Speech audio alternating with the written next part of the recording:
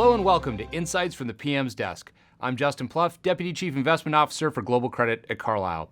I'm joined today by Mark Jenkins, the Head of Global Credit at Carlyle. Mark, welcome back to the show. Thank you, Justin. So 2023 was a very strong year for private credit. Yields were good, defaults were relatively low.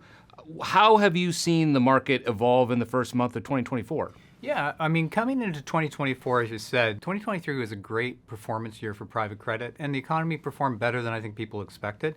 I think going into 2024, the consensus is rates will be coming down, so that'll clearly have a bit of an impact on how things will perform. The consumer is relatively strong at this point in time, and inflation seems to be quite tame. I think the key thing is we look at borrower health on the corporate side, and through the course of 23, because there hasn't been a lot of M&A activity, I think borrowers took the opportunity to refinance and also through that period of time pay down their balance sheet. So they're going into 2024 in pretty strong position, and I think that's going to create a lot of opportunities for us.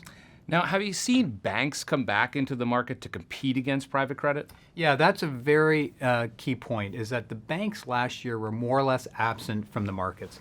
But we've seen them participate more in the first month of this year than we had in the last quarter of last year. And in fact, we saw over $73 billion of loans in the liquid loan BSL market actually be repriced.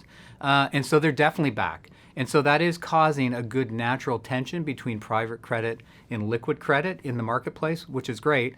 Carlyle, of course, has opportunities to invest on both sides of that. So we think that's a good outcome for investors. Now, as you look out for the rest of the year, what are the key trends that you'll be watching as a credit investor? Well, interestingly, we're going to continue to watch how corporate balance sheets look and the health of those companies, that first and foremost for our investors.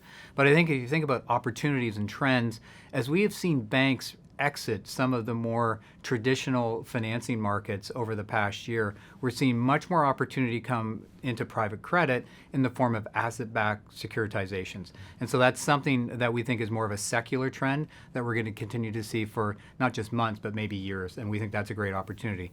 Number two, because of the tension between the private and the liquid markets on the financing side, we think that we'll see much more M&A activity than we saw last year. And that will create more opportunities for our investors in terms of putting money to work in private credit loans, obviously first lien loans, which we think are very well protected up the balance sheet.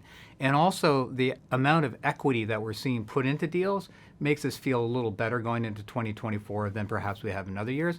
And then finally, the big topic is AI and technology and what impact that has on our companies that we invest in. And we think as people figure that out, it'll accelerate productivity and bring costs down. We think that's a positive thing as well. Well, no doubt we're in for another very interesting year in the private credit markets. Thanks. We always appreciate your insights. And thanks to all of you for tuning in to Insights from the PM's Desk. We'll see you next time.